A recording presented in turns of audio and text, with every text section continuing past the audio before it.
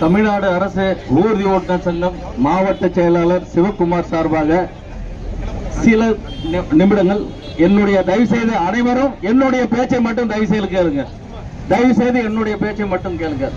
அனைத்து சங்க ஊழியர் அனைவருக்கும் என்னுடைய மனமார்ந்த நன்றியை தெரிவித்துக் கொள்கிறேன். ஜிபிஎஃப் என்றால் என்ன? இப்பொழுது ஜிபிஎஃப்பில் நான் ரிட்டையர் சிபிஎஃப்பில் நான் ரிட்டையர் ஆகிறேன். ஜிபிஎஃப்பில் நான் ரிட்டையர் ஆகிறேன். ஜிபிஎஃப்பில் ரிட்டையர் ஆகும்போது என்னுடைய குழந்தைகளுடைய ஆர்வ கோளாறால் எனக்கு வரும் அத்தனை பணத்தையும் நன்றாக புரிந்து கொள்ள வேண்டும். அனைவரும் பொறுமையாக நான் சொல்லும் வார்த்தையை மட்டும் கேளுங்கள் தயவு செய்து. ஜிபிஎஃப் என்பது எனக்கு வரக்கூடிய அனைத்து பணமும் என்னுடைய குழந்தைகளின் செல்ல குழந்தைகளின் ஆர்வத்துக்காக அனைத்தையும் அவர்களுக்கு எல்லாமே பரிமாற்றி விடுகிறேன். பின்பு ஓய்வூதியம் வந்தால் என்னுடைய காலத்தை நன்றாக கலக்கக்கூடிய வாய்ப்பு எனக்கு கிடைக்கும். அனைவரும் ஒத்துக்கக்கூடிய விஷயம். ஆனால் சிபிஎஸ்இ ஓய்வு பெறப்போர் நாளில் குழந்தைகள் என்னுடைய ஆர்வம் பிரகாரம் அனைத்து குழந்தைகளுக்கும் உங்களுடைய பணத்தை அத்தனையும் நம்ம குழந்தைகள் நம்மள காப்பாற்ற போறாங்க, வேற யாரு கொடுக்க போறாங்க அப்படின்னு சொல்லி எல்லா பணத்தையும் கொடுத்துறீங்க. கொடுத்துட்டு கடைசியில வாங்குற வரைக்கும் அப்பா அம்மானு அப்படியே கொஞ்சம் புள்ள நடு ரோட்ல விட்டுறான் இல்லையா?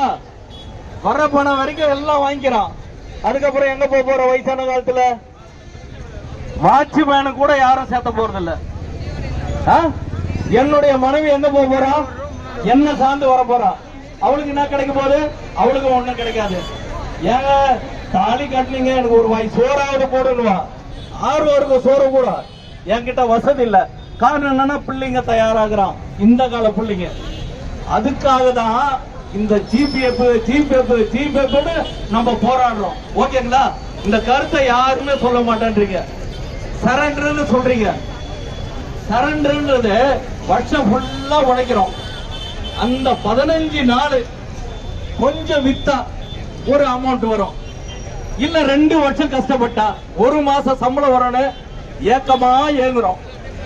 உண்மையா இல்லீங்களா? அந்த பணத்தையும் கொரோனான்னு பீரியட்ல கட் பண்ணிட்டாங்க. அரசியல்வாதி எல்லாருமே நல்லவங்க, நம்ம உழைக்கக்கூடியவங்க. இந்த 2 கோரிக்கைகள் தான் உண்மையான நம்ம அனைவருக்கும் கிடைக்கக்கூடிய வரப்பிரசாதம். ஜிபிஎஃப்ன்றது சாதாரண விஷயம் இல்லைங்க.